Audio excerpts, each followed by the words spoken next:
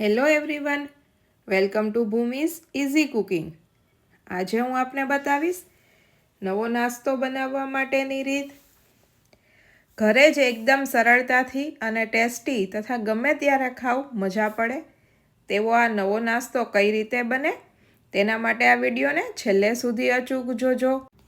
Channel પર નવા હોય તો સબસ્ક્રાઈબ કરવાનું ભૂલશો નહીં. સબસ્ક્રાઈબ કરવું એકદમ ફ્રી છે. આ નવો નાસ્તો બનાવવા માટે મેં અહીં સૌપ્રથમ એક વાટકી જેટલો ચોખાનો લોટ લીધેલો છે.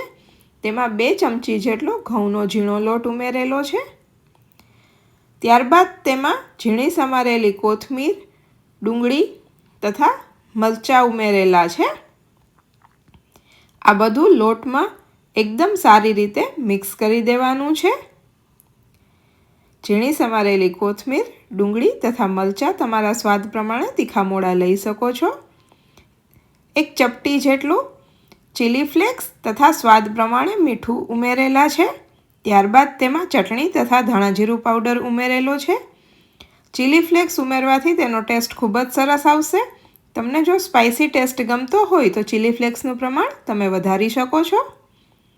આ બધું એકદમ સારી રીતે મિક્સ કરી દેવાનું છે. તમે જોઈ શકો છો કે બધું મિક્સ થઈ ગયું છે.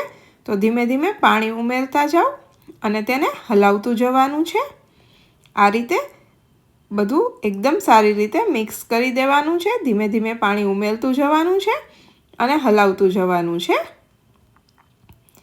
બેટર થોડું પાતળું રાખવાનું છે એટલે પાણી ઉમેરી તેને હલાવતા રહેવાનું છે.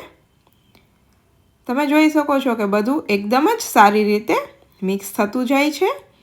ત્યારબાદ તેમાં 1 ટીસ્પૂન જેટલો આમચૂર પાવડર ઉમેરેલો છે. તે ઉમેરવાથી તેનો ટેસ્ટ ખૂબ જ સરસ આવશે.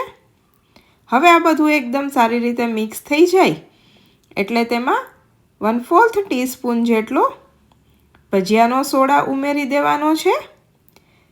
આ ભજીયાનો સોડા ઉમેર્યા બાદ તેમાં 2 ચમચી જેટલું ગરમ તેલ ઉમેરવાનું છે.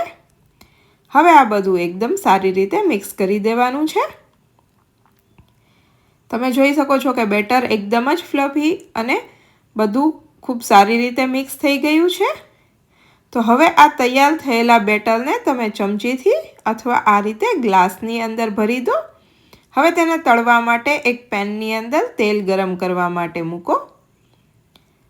તેલ ગરમ થાય એટલે તૈયાર થયેલા બેટરથી તમે તેમાં ભજીયાની જેમ મૂકી શકો છો અથવા આ રીતે ગ્લાસની મદદથી પણ કરી શકો છો. ગ્લાસ અથવા ચમચીની મદદથી તમે કરી શકો છો.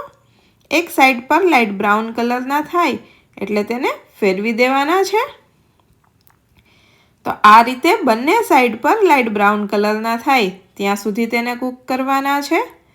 તો તમે ગ્લાસની મદદથી અથવા આ રીતે ચમચીની મદદથી પણ કરી શકો છો. તો તમે જોઈ શકો છો કે એકદમ જ સરળતાથી અને ફટાફટ બને તેવો આ નવો નાસ્તો ઘરે જ તમે એકદમ સરળતાથી કરી શકો છો. તો આ રીતે લાઇટ બ્રાઉન કલરના થાય એટલે તેને ફેરવી દેવાના છે. તો આ લાઇટ બ્રાઉન કલર થાય એટલે તેને લઈ લો. તો આ એકદમ ક્રિસ્પી અને ચટપટો એવો નવો નાસ્તો તૈયાર છે, જેને તમે સોસ સાથે અથવા દહીં સાથે કે કોઈ પણ પ્રકારની ચટણી સાથે સર્વ કરી શકો છો. તો તૈયાર છે નવો નાસ્તો. એક વખત તમે પણ ઘરે આ રીતે બનાવો. તેનો ટેસ્ટ તમને કેવો લાગે છે તે મને કમેન્ટ બોક્સમાં અચૂકથી જણાવજો. વિડીયોને લાઈક કરજો. તમારા ફ્રેન્ડ્સ, ફેમિલી મેમ્બર્સ અને રિલેટિવ્સ સાથે શેર કરજો. અને ભૂમિઝ ઇઝી કુકિંગ ચેનલને સબસ્ક્રાઈબ કરજો. Thank you for watching my video. ફરી મળીશું નવા એક વિડીયો સાથે. એન્જોય.